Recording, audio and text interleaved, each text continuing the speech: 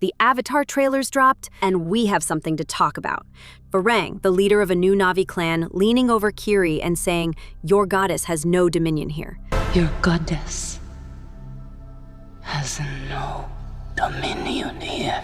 To understand why that's shocking, remember that Kiri isn't just Jake and Neytiri's adopted daughter. She has a special link to Eywa, the life force of Pandora.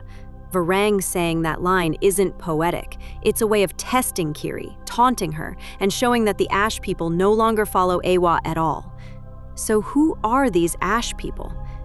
The trailer makes it clear. Their home was destroyed when fire erupted from the mountains, wiping out their forest and leaving only ash and lava fields. They prayed to Eywa for help and got nothing. From that moment on, they turned away from Eywa completely. Their culture reflects it: black and red war paint, ash on their skin, and weapons that literally burn, like flaming arrows fired in volleys at night. At the center of this clan is Varang, played by Una Chaplin.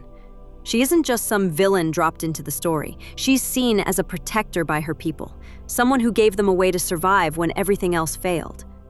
And then the trailer shows something even more dangerous: Varang standing side by side with Colonel Quaritch.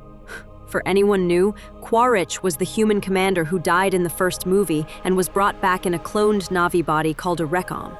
He still works for the RDA, the human corporation trying to colonize Pandora. Him joining forces with Varang changes everything. Quaritch brings weapons, Recom soldiers, and machines. Varang brings local knowledge, Navi tactics, and a clan trained in fire. Together, they can launch coordinated raids, Ash warriors flushing enemies into traps, while RDA firepower cuts them down. The trailer even shows scenes of Spider and Kiri being held captive, proving these raids are about targeted abductions, not just open war. The trailer introduces a very different new clan, the Wind Traders, also called the Tlalim. You see their enormous sky sail ship gliding through the clouds, pulled by a glowing jellyfish-like creature. These Navi don't live in forests or oceans. They live in the air, traveling nomadically across the skies. Their leader is Pelak, played by David Thewlis. Where the Ash are dark and heavy, the Wind Traders feel light and colorful, even joyful. For the Sullys, they could be the perfect allies, offering mobility, aerial support, and the kind of high ground advantage the RDA and Ash people won't be able to match. The trailer also gives quick but telling snapshots of the main characters. Jake is still broken from losing his son, Neteyam, but you hear him say, "We cannot live with this hate." You cannot live like this, baby. In hate. He wants to lead his family without falling into endless revenge. Loak, Tuk, and Soraya are shown sticking together under pressure. The younger generation is holding tight, even as their parents struggle. And Spider, the human boy raised among the Navi, might be the biggest wild card. In one shot, he bonds with a Pandora creature using a neural cue, something no normal human should be able to do. That connects back to Jake's fearful line, "What if every human could live here without a mask?" If Spider is proof of that possibility, then Pandora itself could be at risk of being overrun.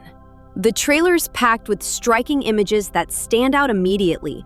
Navi on Ikran diving through smoke, Wind Traders' sky ships maneuvering overhead, and human craft weaving between them. It's the kind of massive, multi-faction fight that promises to take Pandora's wars to a whole new scale. Part of why the fire feels so convincing in these scenes is because much of it is real. Cameron's crew built massive airship decks, staged controlled burns, and even used life-size animatronic Ikran that actors could physically interact with. Layered on top of that is advanced performance capture for subtle expressions, which is why the flames and the sweat feel grounded, not just computer-generated. Looking at all this, a few predictions seem solid. The volcano will almost certainly serve as a major battleground, maybe even a final set piece. The Wind Traders will likely side with Jake's family and give them the aerial advantage in a massive sky war. Quaritch won't just hunt Spider. He'll try to use Spider's ability to connect with Pandora as a weapon. The Avatar 3 isn't just repeating the same story. With the Ash people turning away from Eywa, the conflict expands into Navi fighting Navi as well as humans. A world on fire, clans divided, and the Sully family pulled into battles on all sides. So what stood out to you the most? The Ash people's brutality, the Wind Traders' flying ships, or Spider's shocking bond? Let me know your thoughts in the comments, and don't forget to hit subscribe if you want more breakdowns before Avatar Fire and Ash hits theaters on December 19th, 2025.